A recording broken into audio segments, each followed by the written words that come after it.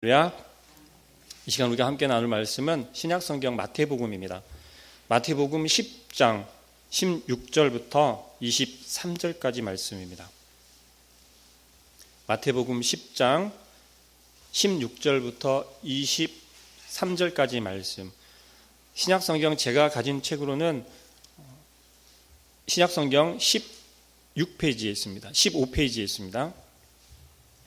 마태복음 10장 16절부터 23절까지 말씀. 다 찾으신 줄 알고 우리 함께 한 목소리로 봉독하도록 하겠습니다. 16절입니다. 보라, 내가 너희를 보냄이 양을 이리 가운데로 보냄과 같도다. 그러므로 너희는 뱀같이 지혜롭고 비둘기같이 순결하라. 사람들을 삼가라. 그들이 너희를 공회에 넘겨주겠고 그들의 회당에서 채찍질하리라. 또 너희가 나로 말미암아 총독들과 임금들 앞에 끌려가리니 이는 그들과 이방인들에게 증거가 되게 하려 하심이라. 너희를 넘겨줄 때에 어떻게 또는 무엇을 말할까 염려하지 말라. 그 때에 너희에게 할 말을 주시리니 말하는 이는 너희가 아니라 너희 속에서 말씀하시는 이 곧 너희 아버지의 성령이시니라. 장차 형제가 형제를 아버지가 자식을 죽는 데에 내주며 자식들이 부모를 대적하여 죽게 하리라.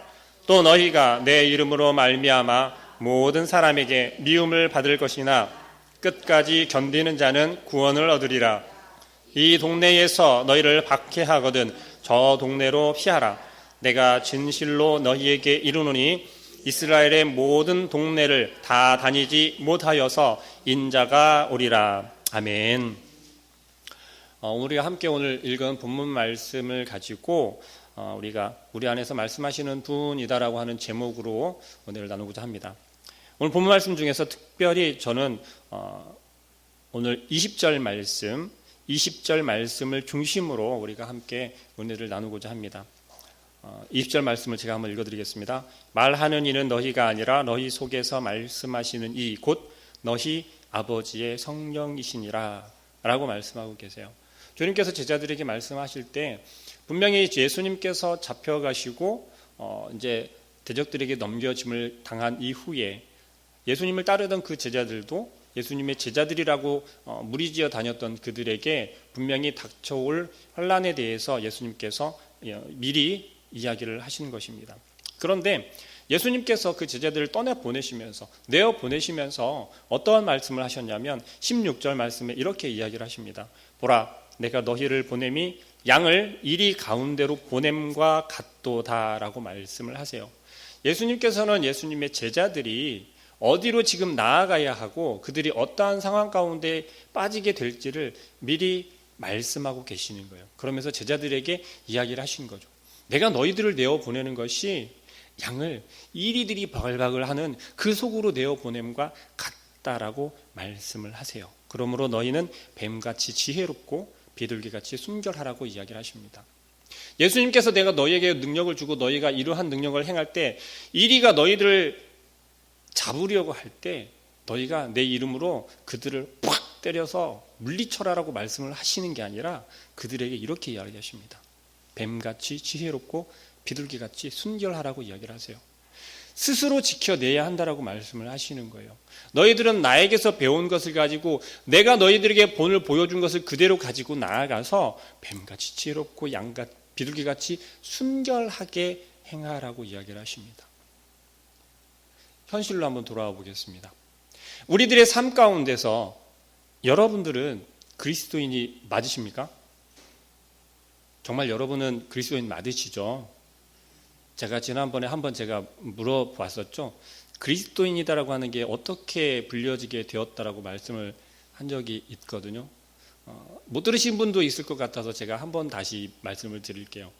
그리스도인이다라고 하는 것은 자칭이 아니에요.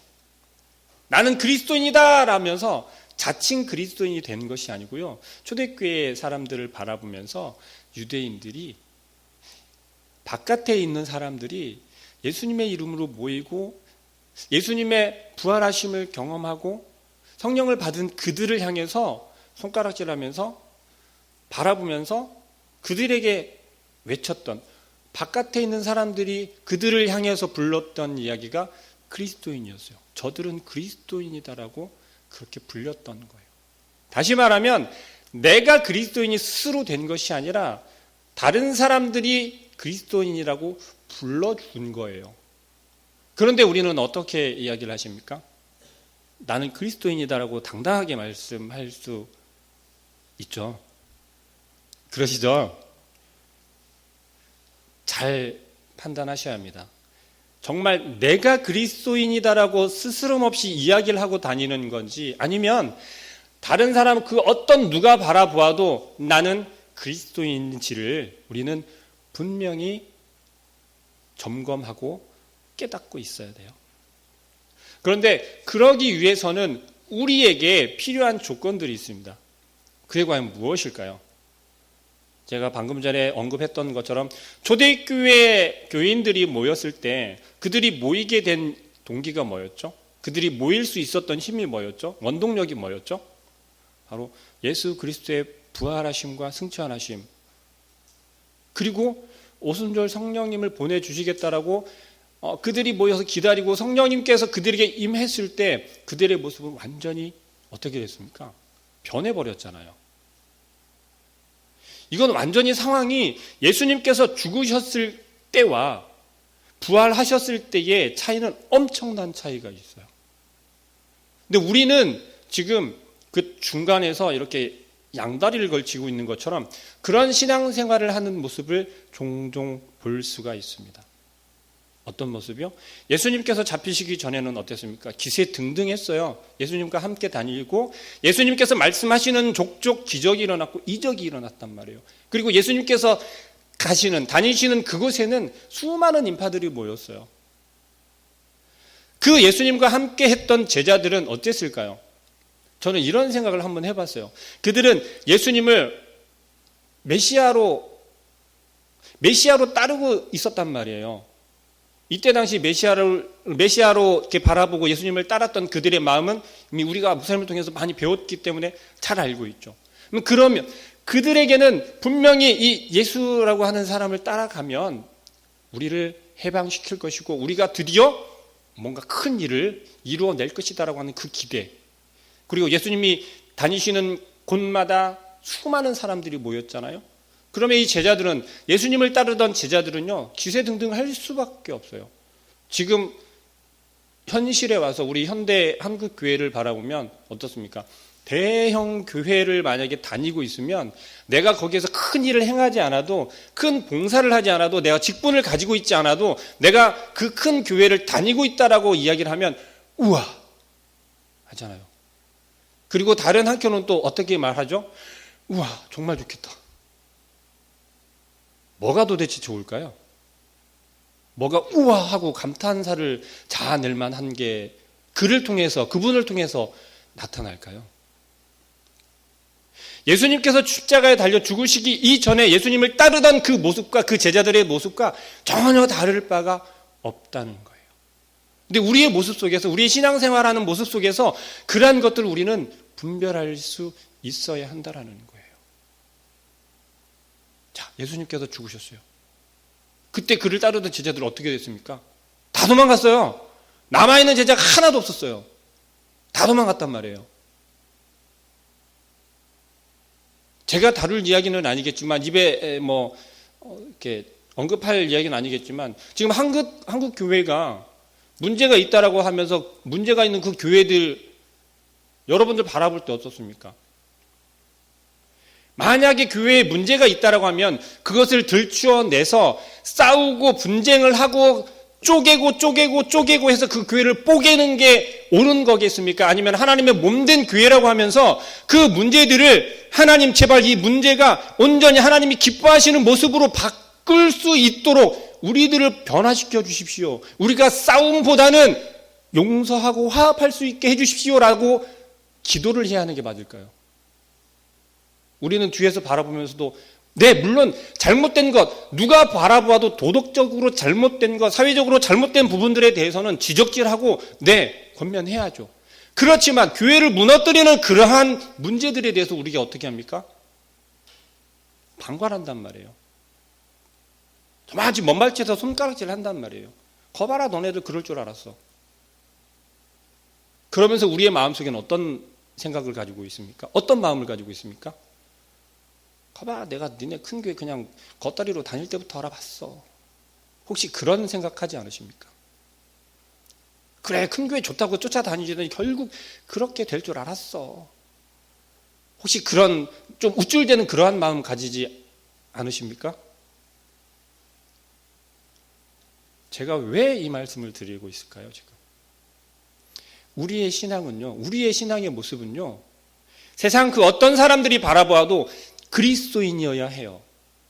그건 뭐냐면 예수님께서 부활하시고 이제는 내가 약속을 지켰다, 내가 죽음을 이겼다, 너희에게 생명을 주러 왔노라, 약속한 그 생명을 이제는 내가 너희에게 주겠노라, 보아라, 내가 약속을 지켰잖아. 이런 나를 믿으면 너에게도 동일하게 생명을 주겠어. 너도 생명을 얻을 수 있어. 넌 이제 이 죄악된 세상 속에 세상에 살아가는 게 아니라 하나님의 자녀로 살아갈 수 있어. 이래도 나를 못 믿겠어? 라고 예수님께서 우리에게 직접 보여주셨잖아요. 그때 제자들은 어떻게 합니까? 와, 정말 하나님의 아들이십니다 라고 비로소 고백을 해요. 그렇게 오랜 시간 예수님과 함께 있었던 그 제자들도 예수님께서 부활하신 모습을 바라보고서야 비로소 하나님의 아들이라고 진정한 고백을 한단 말이에요. 여러분들은 어떻습니까? 언제 주님을 진정 하나님의 아들이다라고 고백하셨나요? 혹시 그 고백한 것을 너무 오래전 일이라서 흐릿흐릿 막 잃어버리고 계시진 않나요? 예수님을 생각하면요, 지금도 여전히 마음은 뜨거워야 돼요. 마음 가운데서는요, 여전히 울컥하는 마음이 넘쳐나야 한다는 거예요. 그런데 우리들 어떻습니까? 냉정하게 한번 우리 스스로를 생각해 보자고요. 아무리 예수님을 생각하고 예수님을 부르짖어도 나를 그렇게 독생자 예수 그리스도를 죽이시기까지 나를 사랑하신 하나님을 생각해도 마음이 뜨겁습니까? 마음에 감사가 넘치십니까?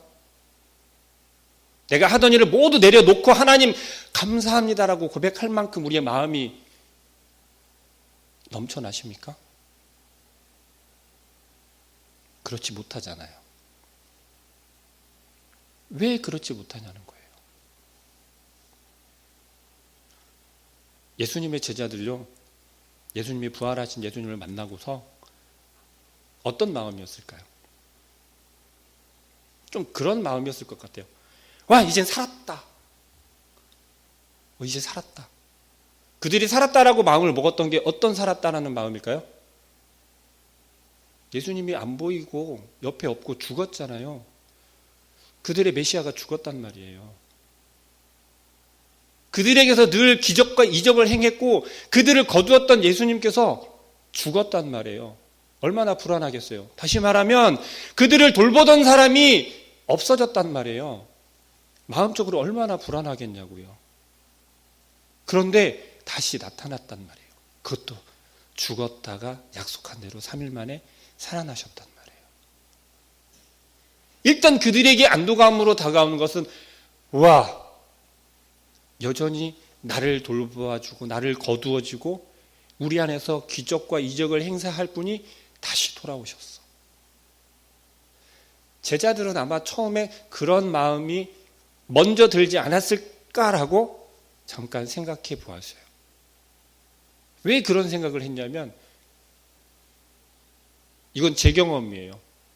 제가 돌이켜서 생각을 해보니까 말씀을 떠나고 주님 품을 조금 떠나서 세상 가운데 살아갈 때 마음 한켠에서는 정말 뭔지 모를 그 낚싯줄처럼 그렇게 얇은 그 줄 하나가 뭔가를 걸려서 내 마음속에 걸려있는 것 같긴 하는데 그게 끄집어 나오지는 않고 그냥 세상 속에서 없어도 살 수 있다라고 여기면서 살아갔던 적이 있었어요. 그때 그렇게 살아가던 어느 날 예수님에 대해서 제가 다시 한번 마음속에서 이게 점점점 올라와서 부글부글 끓기 시작하는 그 순간, 분명히 예수님에 대해서 알았던 적이 있었고 만난 그때가 있는데 불구하고 여전히 나는 예수님과 함께 살아가고 동행하는 게 아니라 예수님을 떠나서 예수님 없이도 나 잘 살 수 있다라고 그렇게 살았던 그 시간이 되새김질 되는 거예요. 아, 내가 지금 어떻게 살았지? 내가 어떻게 이렇게 살 수 있었지? 라는 생각이 드는 거예요. 제자들은요, 이미 예수님께서 어떤 분인지를 이미 알고 있었어요. 알 수 있었고 그들은 이미 몇 번씩 고백도 했단 말이에요. 그런데 그들의 마음속에 눈에 보이지 않으니까는 확신이 없어지고 다시 나타났을 때는 와, 드디어.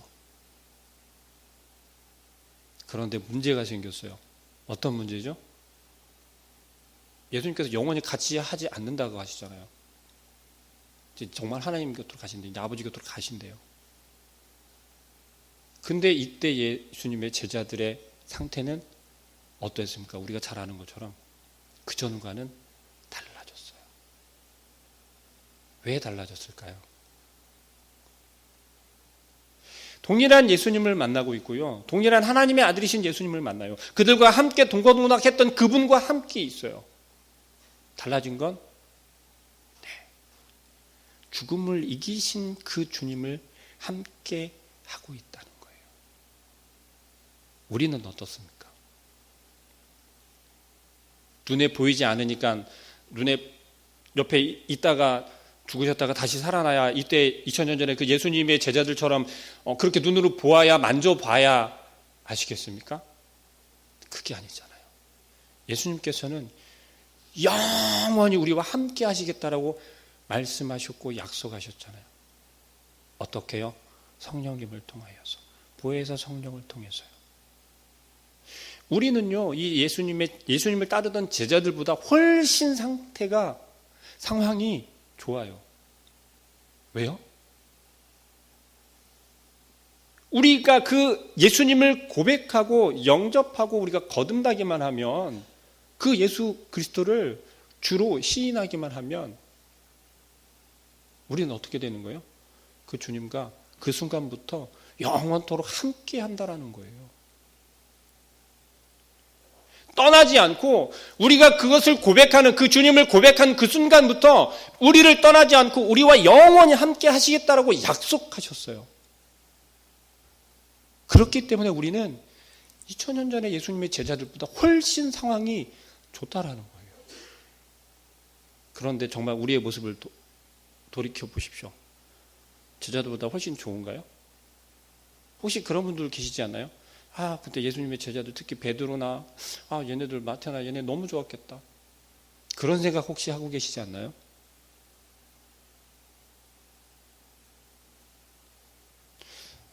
많은 사역자들이 좀 닮고 싶은 제자들, 사도들 하면 바울을 많이 꼽아요. 저 역시도 바울을 생각하면, 사도 바울을 생각하면 좀 상식에서 벗어났다라고 이렇게 생각을 하거든요. 제가 만약에 그러한 바울이 가지고 있었던, 사도 바울이 가지고 있었던 그러한 것들 제가 만약에 소유하고 있었다면 과연 제가 지금 이 길을 가고 있을까라고 저는 가끔 생각해 보곤 합니다. 여기에 뭐 이렇게 물질적으로 여유가 있을 수도 있고 조금은 빡빡하게 생활할 수도 있습니다. 얼마 나이 먹지 않은 제가 이제 참 나름대로 많이도 벌어보고 나름대로 많이 말아먹어보기도 하고 이제 좀 사회 경험을 이것저것 좀 많이 해봤어요. 해봤다기보다는 많이 하게 되었어요. 그러면서 제가 내린 결론은, 저에게 다가온 결론은 뭐였냐면 다른 길이 없다였어요. 다른 길이 없다였어요. 세상에서 노는 걸 이렇게 알잖아요. 노는 방법을 알면 참 재밌습니다. 참 좋습니다. 그리고 세상 사람들이 왜 그렇게 날 밤을 새면서 노는지 이해할 만해요. 재밌으니까 그래요. 참 좋으니까. 근데 그 재밌고 좋은 게 그 한순간이라는 것을 깨닫게 되는 순간 그 다음에 밀려오는 건 훨씬 더 큰 후회가 밀려오더라는 거예요. 근데 그 후회는 해봤자 뭐 이미 버스 떠나간 뒤잖아요. 제가 그것을 자꾸만 생각하게 되고 회개하게 되고 고백하게 되는 그때가 언제였냐면 비로소 다시 주님을 경험한 그때부터였어요. 제 마음속에 갈급함이다라고 하는 게 갈급함이라고 하는 것이 찾아오기 시작하는데 조금 무섭더라고요. 뭐 돈을 못 벌어서 그런 거는 상관이 없었어요. 잘 못 먹어서 그런 것도 개의치 않았었어요.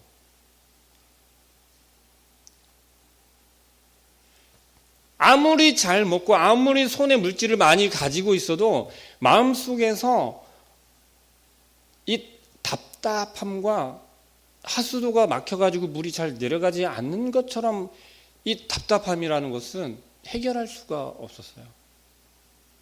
어느 순간 찾아온 게 한순간에 무너지게 되는데 전 개인적으로 찬양을 참 좋아하거든요.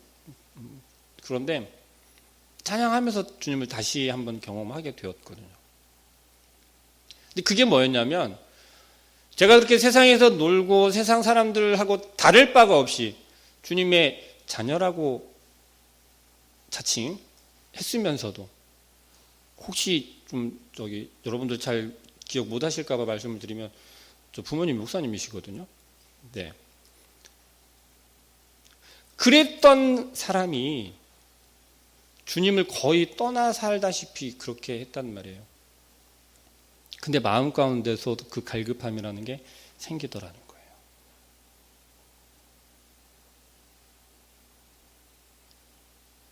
나 가진 재물 없으나 남이 가진 지식 없으나 나 남에게 있는 건강 있지 않으나 나 남이 없는 것 있으니 이 찬양이 제 머릿속을 탁 스치는데 꼼짝할 수가 없더라고요. 정말 전기에 감전된 것처럼 꼼짝할 수가 없었어요. 그리고 그냥 가만히 앉은 자리에서 그냥 하염없이 눈물만 흘렸어요.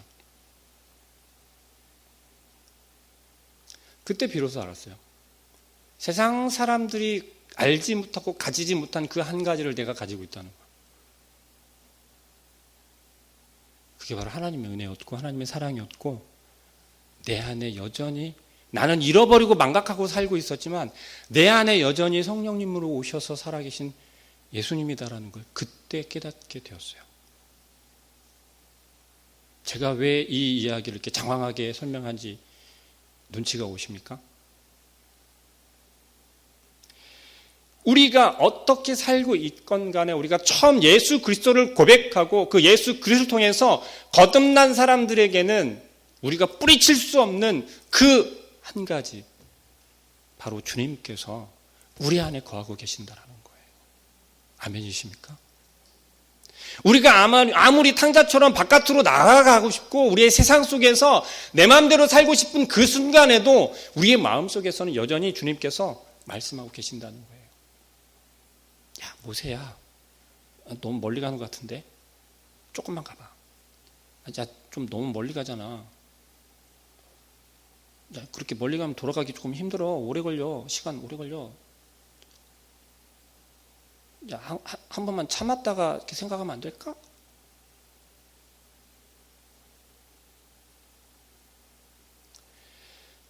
지금 전도축제를 앞두고 있잖아요. 바로 내일 모레거든요.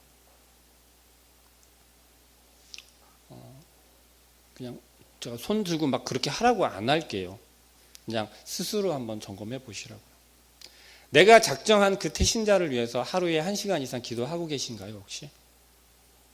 내가 작정한 태신자를 위해서 내가 매일매일 연락을 하거나 안부를 묻거나 찾아가거나 그를 위해서 하나님 앞에서 부르짖고 계신가요? 혹시 우려해서 드리는 말씀인데요.